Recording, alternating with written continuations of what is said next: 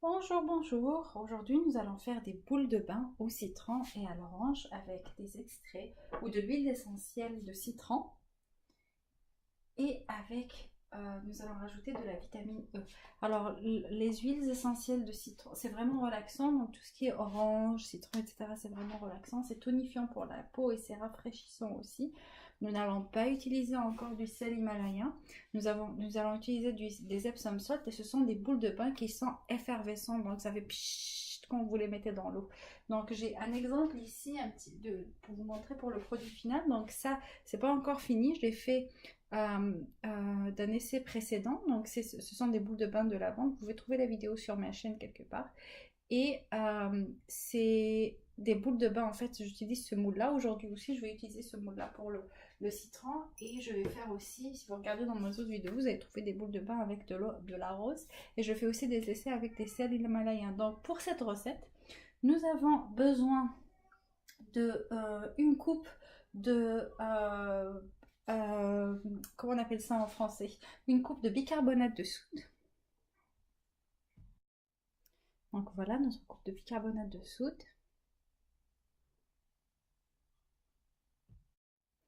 une demi-coupe de fécule de maïs,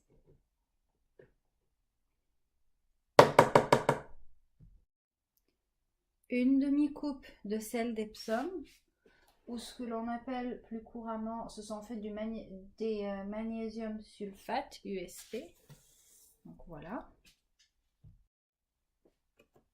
Une demi-coupe d'acide citrique.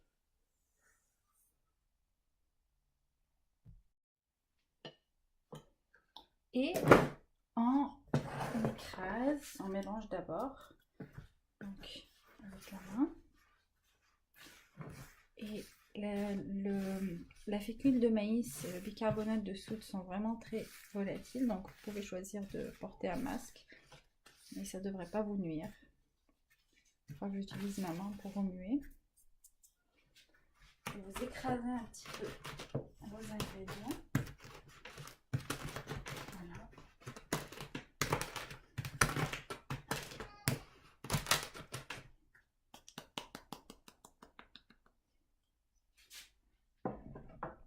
Donc n'oubliez pas de mélanger d'abord les ingrédients secs avant de rajouter vos ingrédients humides, c'est-à-dire votre huile de noix de coco et vos huiles essentielles et votre eau à la fin.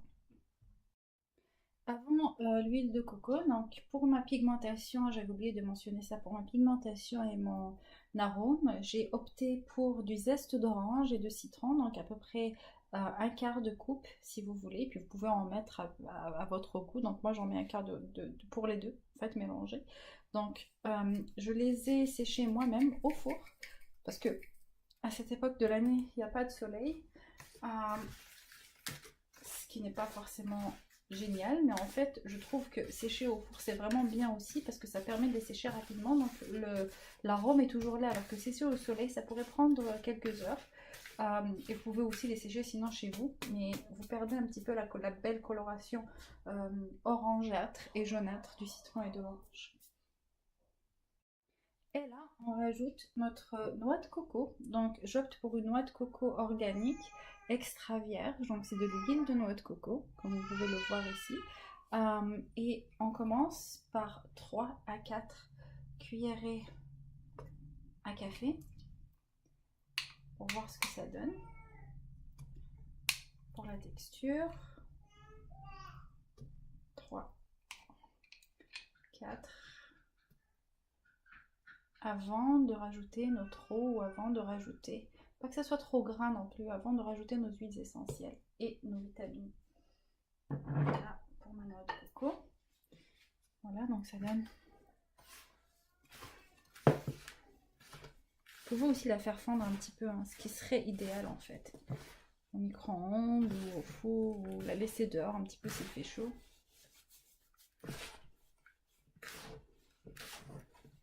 On commence à sentir un petit peu le zeste d'orange et le citron, ça sent énormément bon. Donc on mélange.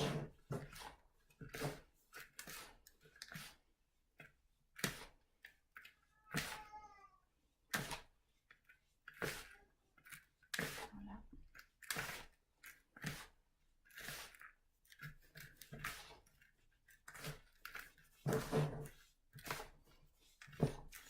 vraiment bien mélanger, il va y avoir des morceaux. Donc encore une fois ici je vais rajouter de l'extrait de graines de pamplemousse pour leurs propriétés antimicrobiales, antifungus aussi, et aussi parce que c'est très tonifiant pour la peau, c'est un adoucissant, ça a des effets anti-âge.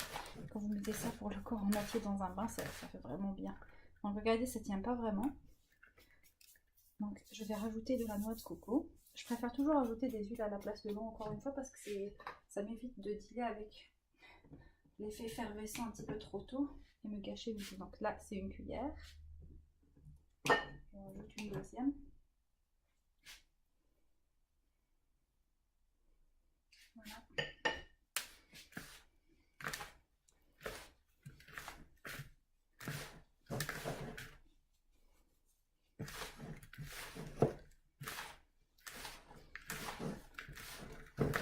Et avant que je rajoute encore de la noix de coco ou de l'eau, je vais rajouter mes huiles essentielles, ma vitamine E, encore des bouts de noix de coco ici. Vous voyez la technique pour mélanger, il faut vraiment bien frotter, ça se mélange bien. Il y a certains gâteaux qu'on fait comme ça en fait, les gâteaux au beurre surtout.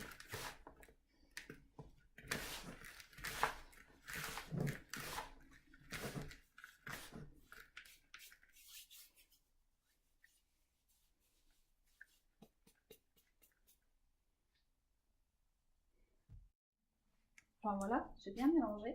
Et là, je vais rajouter mon huile essentielle de citron. Je vais rajouter à peu près 10 gouttes. 2, 3, 4, 5, 6, 7, 8, 9, 10, 11, 12, 13, 14, 15, 16, 17, 18. Parce que j'ai oublié de doubler. Donc j'ai doublé les mesures pour cette recette-ci. Donc je double les mesures ici aussi. Et ça dépend aussi hein, de l'odeur que vous voulez que ça dégage.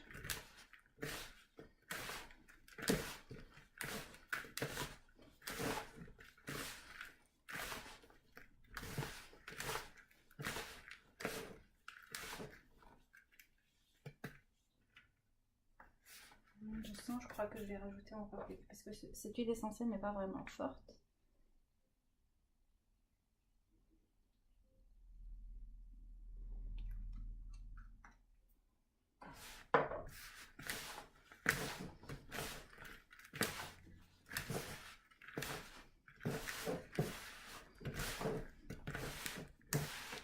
Voilà.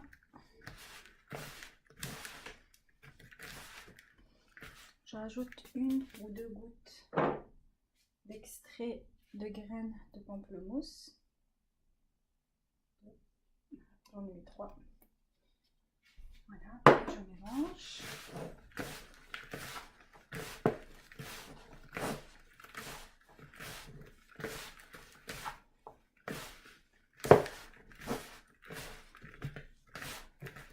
Bien mélanger là, que ça se mélange correctement.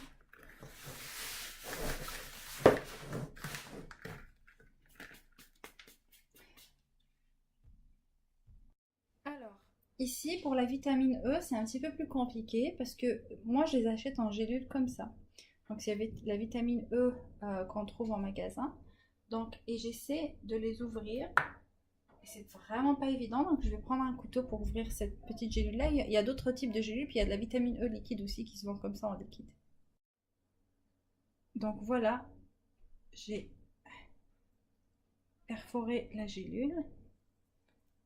Et je vais donc mélanger le tout. Donc vous n'êtes pas obligé d'utiliser de la vitamine E. J'essaie un petit peu de ne pas prendre les grosses marques de vitamine E, genre pour la peau, L'Oréal et tout, parce que c'est pas vraiment des mélanges parfaits pour encourager ces multinationales, alors que mon but c'est vraiment de faire des choses artisanales. Donc et là, on va être prêt. Je vais un petit peu sentir si ça me plaît. Et si c'est prêt, je pense que ça sent trop la noix de coco. Je suis pas trop fan toujours de uniquement cette odeur là, donc je vais rajouter mon huile essentielle. Je veux l'odeur du citron, je veux vraiment que ça prévaille. Donc, n'oubliez pas que c'est pour le pain, donc ça va être dilué. Comme ça me permet de ne pas rajouter de l'eau Et là, ça sent extrêmement bon. Voilà. Alors, comme je précise dans une autre vidéo qu'on utilise généralement ces boules de bain là, mais aussi vous pouvez vous faire vous-même, soit vous pouvez utiliser vos moules de savon si vous en avez, ou bien découper les fonds de bouteille si vous voulez être un petit peu écolo, que vous voulez recycler. Vous pouvez utiliser des fonds de bouteille de différentes tailles pour faire différents designs de boules de bain. Voilà. Et moi, j'utilise ces boules-là. Il faut bien les remplir, bien mettre la pression. Il faut vraiment bien les remplir. Voilà, une boule. Enfin, la moitié d'une boule plutôt. L'autre moitié. Et ce qu'on fait, regardez comme c'est plein. On met de la pression comme ça sur les deux.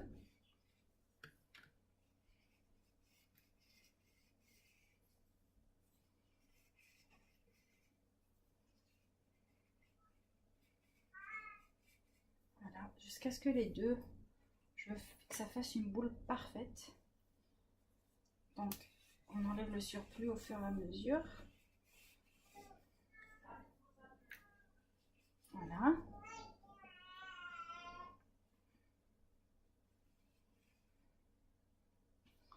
Jusqu'à ce que ça se rencontre pour qu'on enlève tout ce surplus qui fait que c'est pas symétrique.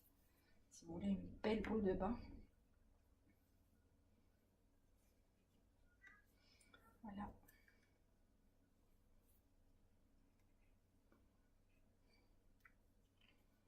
Voilà. On s'y rapproche. Toujours le surplus qui s'en va. C'est très gras en fait parce qu'il y a beaucoup d'huile de coconut là.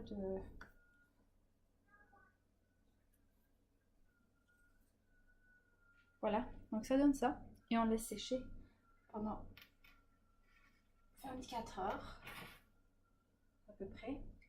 Donc je vais utiliser aussi celui-là.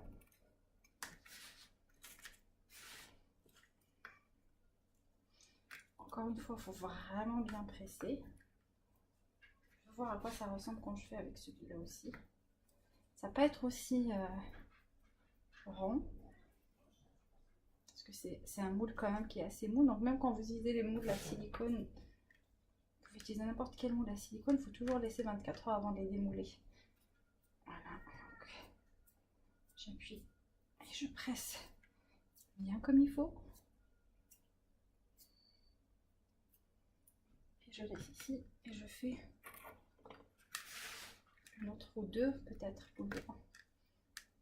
Des boules.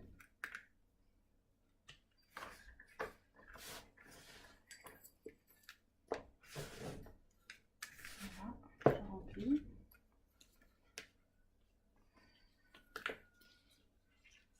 Voilà.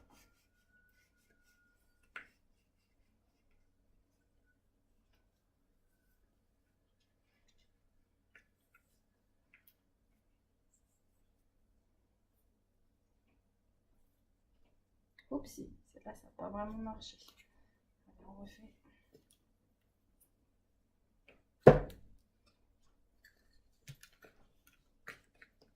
Bien presser. Voilà, donc vous avez compris un petit peu l'opération, comment ça marche. C'est vraiment la pression qui fait que, et quand vous tournez comme ça, qui fait que ça se décolle plus rapidement. Voilà, ici c'est parfait. Voilà ce que ça donne. Et j'en fais peut-être une dernière, ou bien j'utilise un moule. Je vais opter pour un moule plus grand. Peut-être que ça ne va pas assez pour une fois. Enfin, on va faire une dernière boule de bain ici pour voir à peu près avec vous tous ensemble combien ça nous fait.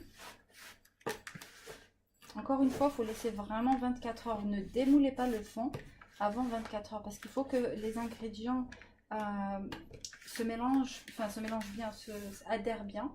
Et il faut aussi que ça sèche en fait. Donc voilà, j'appuie encore un petit peu ici. Donc là c'est un peu...